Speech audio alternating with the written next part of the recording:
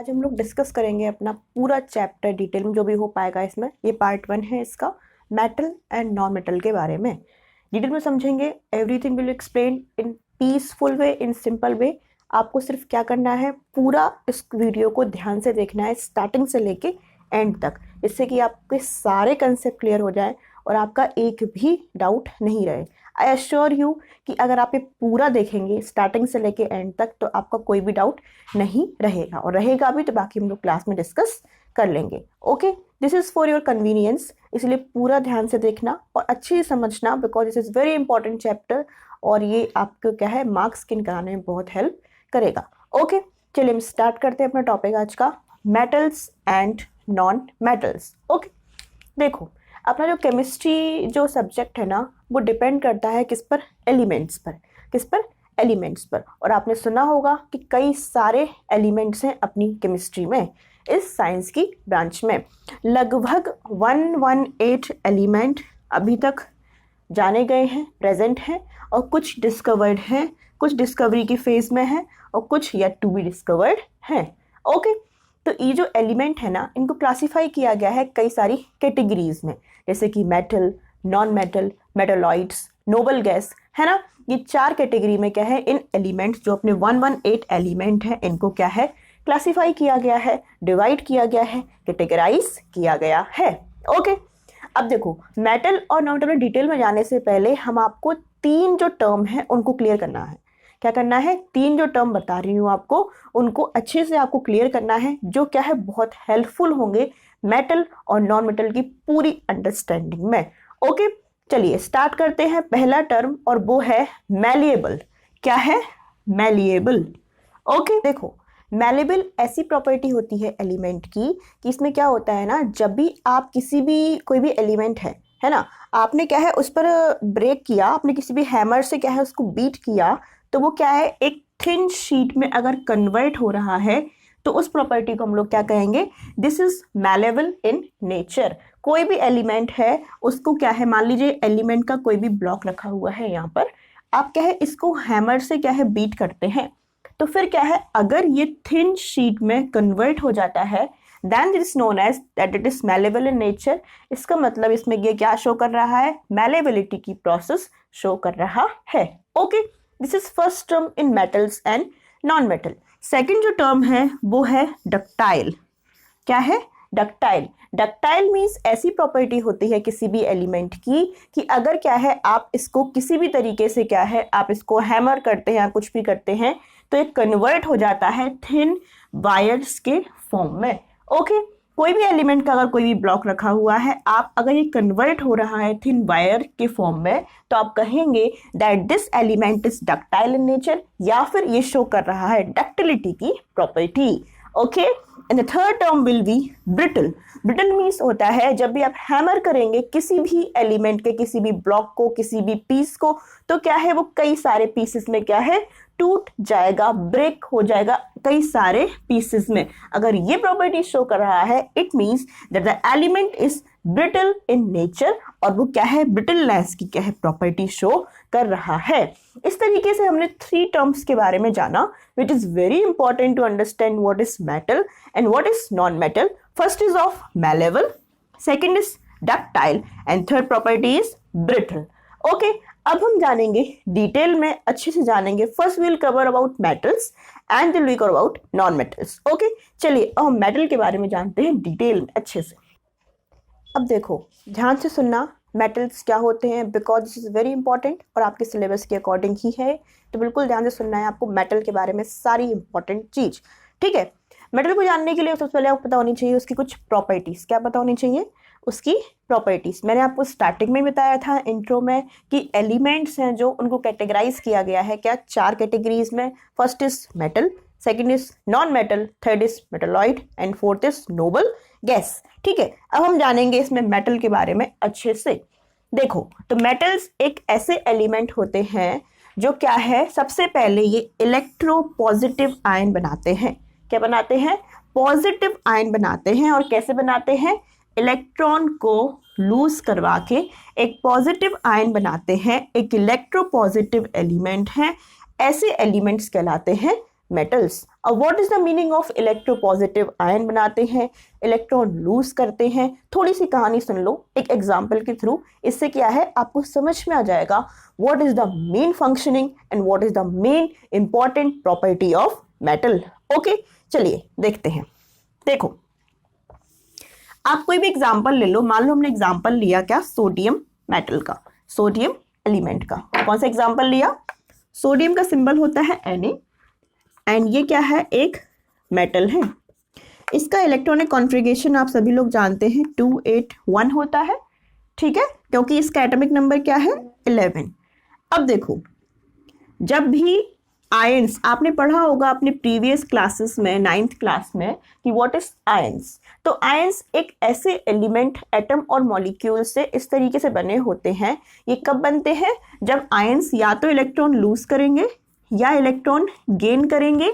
अगर electron lose करते हैं तो बनते हैं पॉजिटिव आयन, अगर इलेक्ट्रॉन गेन करते हैं तब बनते हैं नेगेटिव आयन, ठीक है। तो आयंस की ये प्रॉपर्टी होती है कि जब भी आयन बनेगा तब या तो इलेक्ट्रॉन लूज होगा या फिर इलेक्ट्रॉन गेन होगा, ठीक है। और आपने देखो यहाँ पर सोडियम का एटॉमिक इलेक्ट्रॉनिक कॉन्फ़िगरेशन क्या है 281। और हमेशा याद रखना जब भी उसकी जो बैलेंस, देखो लास्ट जो सेल होती है ना वो कहलाती है क्या, वैलेंस सेल। क्या कहलाती है, बैलेंस सेल। और इसमें जो इलेक्ट्रॉन होता है वो कहलाती है उसकी वैलेंसी, ठीक है, या फिर बैलेंस इलेक्ट्रॉन, ठीक है। तो हमेशा हर एलिमेंट चाहता है कि उसका क्या कंप्लीट हो जाए, ऑक्टेट कंप्लीट हो जाए। और ऑक्टेट कंप्लीट करने के लिए ही वो इलेक्ट्रॉन को लूज करता है या फिर इलेक्ट्रॉन को गेन करता है। ऑक्टेट मीन्स वो चाहता है कि उसकी जो आउटर मोस्ट शेल है वहां पे कितने इलेक्ट्रॉन हो, 8 इलेक्ट्रॉन हो। अगर 8 इलेक्ट्रॉन नहीं है तो वो किसी भी तरीके से चाहेगा कि इलेक्ट्रॉन 8 हो जाए, और नहीं हो रहे हैं तो उसके लिए या तो वो इलेक्ट्रॉन को लूज कर देगा या फिर इलेक्ट्रॉन को गेन कर लेगा। ओके, इसी तरीके से देखो सोडियम का जो इलेक्ट्रॉनिक कॉन्फ़िगरेशन है वो है 281, ठीक है। इसका मतलब जो सोडियम है ना वहां पे 2 और 8 इनका तो कंप्लीट है ऑक्टेट, यहाँ पे 1 बच रहा है। तो वो चाहेगा कि ये इलेक्ट्रॉन या तो क्या है लूज हो जाए या फिर मेरे पास 7 मोर इलेक्ट्रॉन आ जाए, तो इसका भी क्या है ऑक्टेट कंप्लीट हो जाएगा। अब आप खुद सोचिए, लॉजिक लगाइए, क्या एक इलेक्ट्रॉन लूज करना आसान है या फिर 7 इलेक्ट्रॉन गेन करना आसान है? ऑब्वियस है एक इलेक्ट्रॉन लूज करना आसान है, ठीक है। इसीलिए क्या करेगा, सोडियम एक इलेक्ट्रॉन लूज कर लेगा और अपना जो कॉन्फ़िगरेशन है वो क्या बना लेगा 281 से क्या बन जाएगा 28। लेकिन एक इलेक्ट्रॉन लूज किया है, इस वजह से इलेक्ट्रॉन की क्या हो जाएगी, डेफिशिएंसी हो जाएगी। पॉजिटिव आयन का जो कॉन्सेंट्रेशन है वो बढ़ जाएगा, इस वजह से सोडियम पे चार्ज क्या आएगा +1। क्या आएगा +1, और यहां से इसकी बैलेंसी क्या हो जाएगी +1। अब मैंने इतनी कहानी आपको क्यों बताई, इसलिए बताई क्योंकि मेटल्स वो एलिमेंट होते हैं जो क्या फॉर्म करते हैं, positive ion by losing electron. और ये क्या कर रहा है, एक इलेक्ट्रॉन इसने लूज किया, पॉजिटिव आयन बनाया और क्या बन गया sodium ion, hence this is known as metal, ठीक है। तो पहली प्रॉपर्टी समझ में आ गई ना, मेटल्स ऐसे एलिमेंट होते हैं जो इलेक्ट्रो पॉजिटिव आयन बनाते हैं। पॉजिटिव आयन बनाते हैं, उनकी वैलेंसी पॉजिटिव होती है। कैसे बनाएंगे, इलेक्ट्रॉन को लूज करके बनाएंगे और एक नई कैटेगरी बना देते हैं जिसे हम लोग क्या बोलते हैं, मेटल्स। Got it, okay. अब देखो सेकेंड प्रॉपर्टी क्या होती है मेटल की, वो ये होती है कि जो ये मेटल है ना ये मैलेबल होते हैं। क्या होते हैं, मैलेबल। मैंने आपको स्टार्टिंग में बताया था what is the meaning of malleable. Malleable ऐसे सब्सटेंस को कहते हैं या फिर ऐसी प्रॉपर्टी को कहते हैं कि जब भी हम किसी भी एलिमेंट को हैमरिंग करें, उसे क्या है किसी भी हथौड़े वगैरह ऐसे पीटे, पिटाई लगाएं उसकी, तो वो क्या है थिन शीट्स में कन्वर्ट हो जाती है। अगर ऐसी कोई प्रॉपर्टी शो कर रहा है कोई एलिमेंट, इसका मतलब वो क्या है, मैलेबल इन नेचर है। तो metals are malleable in nature, इसका मतलब वो क्या शो कर रहे हैं, मैलेबिलिटी प्रोसेस को शो कर रहे हैं। Got it, okay. Second property क्या है, metals are also ductile in nature. इसका मतलब जब भी आप किसी भी मेटल के ब्लॉक को क्या है हैमरिंग करते हो तो वो क्या है थिन वायर्स के फॉर्म में कन्वर्ट हो जाता है। किसके फॉर्म में, थिन वायर्स की फॉर्म में कन्वर्ट हो जाता है। इसका एग्जांपल ले सकते हैं आप गोल्ड। कौन सा एग्जांपल लेंगे? Gold, this symbol of gold AU। तो इसमें क्या होगा ना, मान लो पता मतलब गोल्ड इतना डक्टाइल जो मेटल है वो क्या है, मान लो आप 1 ग्राम गोल्ड लो। कितना कह रही हूं मैं? Only 1 gram gold. 1 gram is very less quantity. Okay, तो जब आप 1 ग्राम गोल्ड लोगे और इसकी डक्टिलिटी प्रोसेस को आप टेस्ट करेंगे तो ये थिन वायर के फॉर्म में कन्वर्ट हो जाएगा, और ये जो 1 ग्राम गोल्ड है ना, ये 2 किलोमीटर तक लंबे वायर के फॉर्म में कन्वर्ट हो जाएगा। इतनी बढ़िया प्रॉपर्टी शो करता है डक्टिलिटी की कौन? गोल्ड। सेम जो थिन शीट्स का एग्जांपल, बेस्ट एग्जांपल आप ले सकते हैं एल्यूमिनियम AL। ये भी क्या है, आप हैमर करते जाओगे तो लंबी सी थिन शीट में क्या है, कन्वर्ट हो जाएगी, और बढ़िया से मैलेबिलिटी की क्या है जो प्रॉपर्टी है वो क्या है, शो करती है। It means these both are known as metals. Okay, समझ में आ गया? इसके अलावा थर्ड प्रॉपर्टी है जो मेटल शो करता है वो है they conduct heat and electricity. Very important. Okay, चलो इसको हम समझते हैं कि कैसे ये कंडक्ट करता है हीट एंड इलेक्ट्रिसिटी। अब समझो किस तरीके से, पहले समझेंगे कि मेटल किस तरीके से हीट को कंडक्ट करता है, फिर समझेंगे किस तरीके से इलेक्ट्रिसिटी को कंडक्ट करता है। इसको समझने से पहले आप समझिए अबंडेंस के टर्म्स में मेटल का ये कॉन्सेंट्रेशन है, सबसे ज्यादा प्रेजेंट है अगर एलिमेंट में अर्थ पे कोई भी मेटल तो वो है एल्यूमिनियम, उसके बाद आयरन, फिर कैल्शियम, फिर सोडियम, फिर पोटेशियम एंड देन मैग्नीशियम। याद कर लेना इसको, MCQ फॉर्म में आ सकता है। Which is the most abundant metal on earth?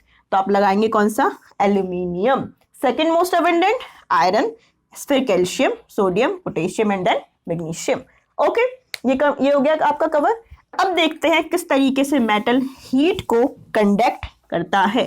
Okay, देखो मैंने अभी बताया आपको कि एल्यूमिनियम बहुत मैलेबल मेटल है, बड़ी सी थिन शीट में कन्वर्ट हो जाता है। चलिए एल्यूमिनियम के एग्जांपल से समझते हैं हम किस तरीके से ये हीट को कंडक्ट करेगा। उसके लिए आप क्या लेंगे? एक एल्यूमिनियम रॉड लेंगे। क्या लेंगे? एल्यूमिनियम रॉड लेंगे। इसको किसी स्टैंड से अटैच कर देंगे जिससे कि क्या है, अपनी प्लेस पर रहे। Okay, this is somewhat stand, tripod stand, कुछ भी कह सकते हो आप। यहाँ पर क्या है, आप छोटे छोटे आयरन प्लैंक्स लगा देंगे। ओके, इस तरीके से वैक्स से ये अटैच्ड होंगे। किससे अटैच्ड होंगे? वैक्स से ये आयरन प्लैंक्स या फिर पार्टिकल्स ये क्या है, अटैच्ड होंगे। ओके, यहाँ पर क्या है, हम लोग वंसन बर्नर यूज करेंगे। वंसन बर्नर आप जानते हो ना, मतलब क्या होता है इसका? ये क्या है, हीट प्रोवाइड करता है। जब भी आपको हीट करना हो कोई भी चीज केमिस्ट्री में तो आप यूज क्या करते हैं? Bunsen burner. This is some kind of Bunsen burner. Okay, यहाँ से क्या है, ये फ्लेम जाएगी इस पर। जब फ्लेम जाएगी तो ये क्या है, गर्म कर देगी किसको? एल्यूमिनियम की रॉड को। ठीक, जब एल्यूमिनियम को रॉड को गर्म कर देगी तो आप देखेंगे धीमे धीमे क्या है, ये आयरन फ्लैंक्स क्या है, गिर जाएंगे, और सबसे लास्ट में गिरेगा लास्ट वाला प्लैंक। ऐसा क्यों हुआ? Why this? ये ऐसा क्यों हुआ? ऐसा क्यों नहीं हुआ कि सारे ही एक साथ गिर गए, या फिर ऐसा क्यों हुआ कि पहले मतलब फर्स्ट ये गिरा उसके बाद लास्ट में ये गिरा? Why this? इतना सीक्वेंस कैसे है ये समझिए।